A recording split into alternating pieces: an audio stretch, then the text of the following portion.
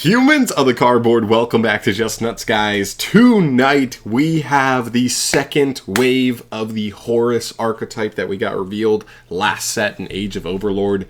I'm not gonna lie to you, I'm pretty scared to read these cards. I think seeing what the Horus engine has been doing in the OCG and knowing how like generically applicable it is, and if they really follow that up with like even more ways for the deck for that engine to improve, really terrifies me because that engine is very, very strong. We're going to see how these go. It looks like a new boss monster and a field spell. I've not read them. I'm hoping they're cool for the engine and almost round the engine out more so than like push it power-wise, because I think power-wise the engine's crazy. So we'll see. Let's get into it though. Without further ado, let's start off with Horus, the Black Flame Deity. Look at this thing. This thing is crazy looking. He looks way more menacing than like all the rest of the Horus monsters. This is a Fire Dragon effect monster. Level 8, 3000 attack, 1800 defense. You can only use the first and second effects of this card once per turn. If you control a Horus monster and King's Sarcophagus, you can reveal this card in your hand and send one card from your hand or field to the graveyard to send one card from the field to the graveyard. Okay, wow.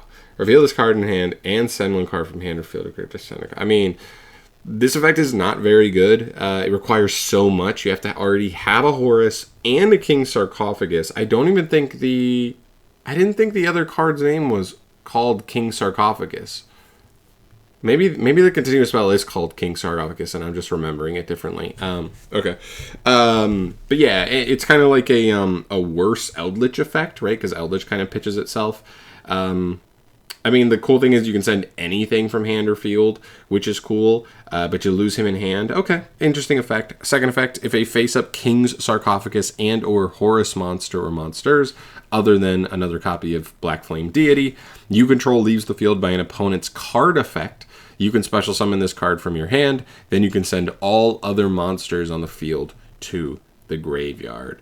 Okay, so this card is very anime-esque, in my opinion. I think this card feels pretty mid. I actually don't think this card will see much play in the Horus engine. It's cool lore-wise that like this is like the closest thing they have to like an actual boss monster, but to me, it's not that impressive, especially since the second effect only specials from hand. So like, if you use the first effect, this guy just is done, right? Because all the other Horus monsters reborn themselves, but this guy doesn't do anything in grave. So if you pitch him, he doesn't really do anything anymore, which is kind of weird. So like you only really get to use one of these, and then the other effect is, you know, you can't use the other usually if you use the other one. So that's really weird. This card's actually kind of jank to me. I'm actually really underwhelmed by that. But okay. Moving on, we have a field spell to see if this card kind of ties it in. This is a card called Stone Wall of the Imperial Tombs. It's a field spell. You can only use the second effect of this card's name once per turn. First effect of this card's name becomes King Sarcophagus while in the field zone. Okay, so it has King Sarcophagus in the name. Let me look up real quick.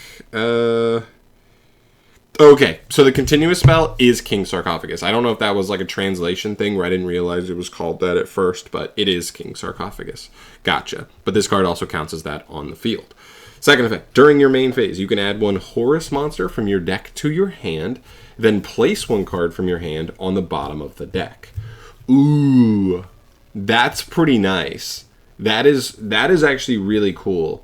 And third effect, if you activate the effect of Horus, the Black Flame Deity, you can draw one card.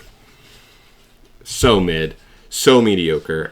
Because like, I don't even think you want to play the Black Flame Deity. It's by far the worst Horus monster, in my opinion. I don't think he'll see play.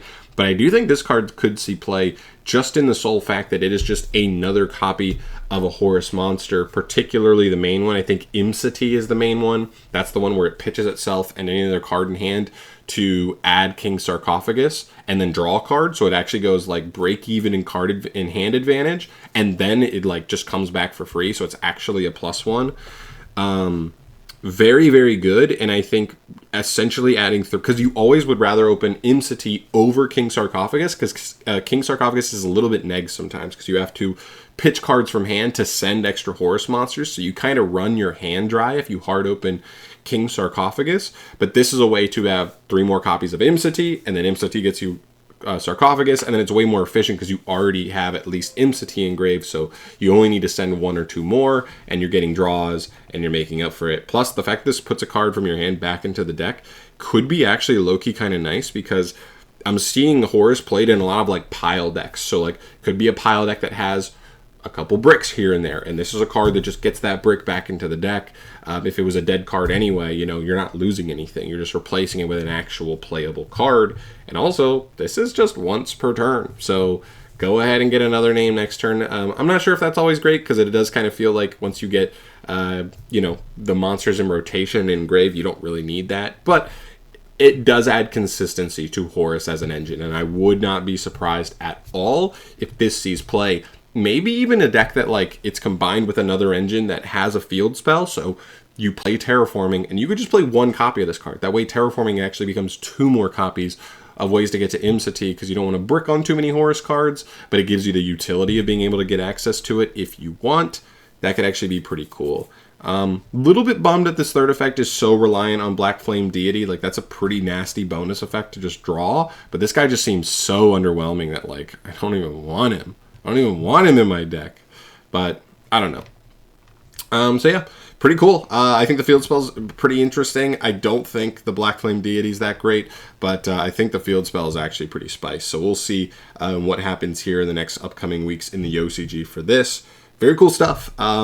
We knew coming into this set that we were going to get Horus, probably Diabellstar or Sinful Spoils, whatever you want to call that deck, and Snake Eye support. So still excited to see those other two, how they follow up those, especially Snake Eye, because they feel like they're not quite competitive yet, but I do think they have a really nice base.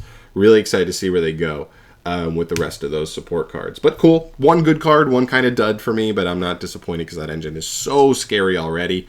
I'm totally okay with this. But yeah, that's it for me today, guys. Thank you so much for watching. As always, let me know in the comment section down below your thoughts on the 2 new cards. Where do you land on these? Are there any extra synergies that I'm not noticing here that you want to throw your info out on? I'd love to hear that. But I'm out of here for today. Thank you so much for watching. As always, subscribe to the channel for more stuff from me down the line, and I'll see you guys in the next video. Peace.